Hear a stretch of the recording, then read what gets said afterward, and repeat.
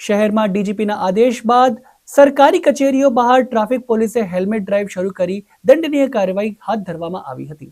Helmet ન પહેરતા સરકારી કર્મચારીઓ સામે કાર્યવાહી કરવાના ભાગરૂપે ડીજીપી દ્વારા આદેશ જારી કરવામાં આવ્યા છે।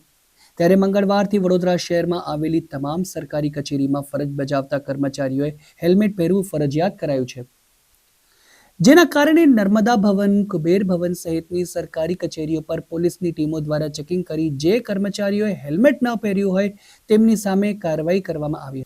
મંગળવારે પોલીસ અધિકારીઓએ જણાવ્યું કે ડીજીપીના આદેશ અનુસાર તેમજ શહેર પોલીસ કમિશનરની સૂચનાથી કાર્યવાહી કરવામાં આવી છે।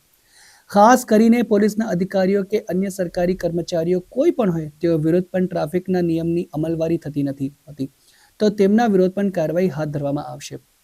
આ બાબતે ડીજીપીના અવારનવાર આદેશ દિશા નિર્દેશ હોય છે અને સરકારી કચેરીઓને અને પોલીસ અધિકારીઓ તથા કર્મચારીઓને પણ દંડ કરવામાં આવે છે, જેના કારણે પબ્લિકમાં પણ એક સારો મેસેજ જાય છે। પોલીસ પણ આમાંથી બાકાત નથી અને ટ્રાફિક નિયમનની અમલવારી પોલીસે અને લોકોએ પણ કરવી પડે છે, એ જરૂરી છે, તેમ ટ્રાફિક પોલીસ અધિકારીએ જણાવ્યું હતું। ગઈકાલે ડીજીપી સરનો એક પત્ર આવ્યો, એની અંદર ઉલ્લેખ હતો કે શરૂઆતમાં આપણે જે સરકારી અધિકારી કર્મચારીઓ છે જે પોતપોતાની કચેરીમાં જાય અને એમનું પણ હેલ્મેટ પહેરવું કમ્પલસરી કરો, એ અનુસંધાને પોલીસ ભવન, નર્મદા ભવન, કુબેર ભવન તેમજ કલેક્ટર કચેરીએ મારો અલગ અલગ સ્ટાફ રાખી અને હેલ્મેટ પહેરવાની કામગીરી કરાવીએ છીએ। પ્રજા માટે જો કામ કરવું હોય તો આવી રીતના કરવું પડશે અને પહેલાં આપણે પહેરીશું પછી પ્રજા પહેરશે, એવું થોડું ચાલે।